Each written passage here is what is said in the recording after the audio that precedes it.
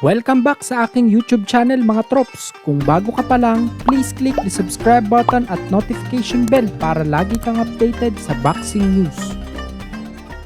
Boxing Hall of Famer Timothy Bradley, sinabing bistado na ang mga galawan ng knockout artist na si Gervonta Tank Davis. Base sa pahayag ni Bradley sa interview ng FightHype.com YouTube channel sa kanya, ay sinabi nito na kabisado na niya ang mga pattern na ginagawa ng PBC promotion sa mga cash cow fighters nila. Paglalahad ni Bradley ay kung sakali daw kasing naramdaman na ng mga fighters ng PBC na meron na silang katapat sa kani-kanilang dibisyon, ay nagtatakbuhan na ang mga ito at nagiging inactive sa paglaban.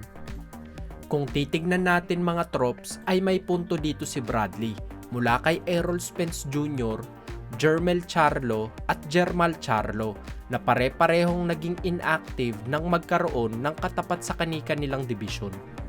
Si Errol Spence Jr. kay Manny Pacquiao at Terence Crawford, si Jermel Charlo kay Tim Tszyu at Jermal Charlo kay Triple G at Canelo Alvarez.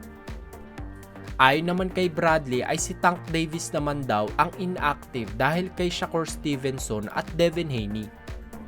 Maaalalang sinabi ni Tank noong nakaraan sa kanyang social media account na mukhang hindi na siya makakabalik ng boxing dahil masyado siyang pinepersonal ng judge na may hawak ng kanyang kaso at hindi siya hinahayaang makabalik sa pagtitraining.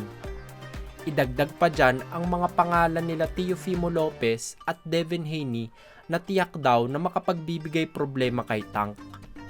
Matatandaan natin mga trops na nagsabi noon si Floyd Mayweather Jr. na gusto niyang ibangga si Tank kay Teofimo Lopez at ito ay bago ang laban nito kay Josh Taylor.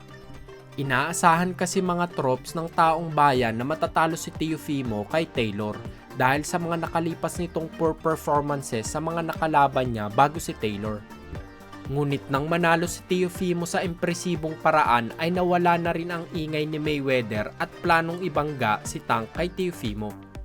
Dagdag pa ni Bradley ay naranasan ni Tank ang hirap sa laban niya kontra kay Leo Santa Cruz noon at ayaw na niya itong mangyari ulit. Sa ngayon ay si Shakur Stevenson at Devin Haney ang napipisil ni Bradley na magiging mahirap na laban para kay Tank. Ngunit mas angat pa rin si Shakur dahil wala daw punching power itong si Haney. At hindi na inaasahan ni Bradley na kaya pang bumaba ni Haney sa 135-pound lightweight division.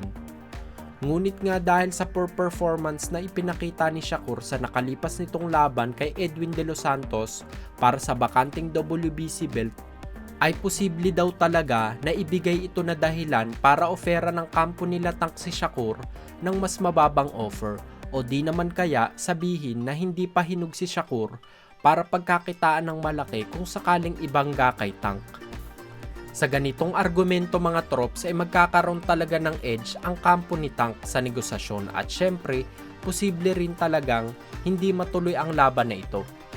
Para sa inyo mga trops, iniingatan ba talaga ng PBC ang mga fighters nila ibangga sa mga high risk na mga fighters? O paraan lang nila ito para mas lutuin pa ang malaking pay-per-view buy sa laban? Comment nyo lang ang sagot nyo sa baba. Kung nagustuhan nyo ang balita na iyon mga trops, bigyan nyo naman ako ng isang suntok sa like button dyan. Yun lamang po at maraming salamat.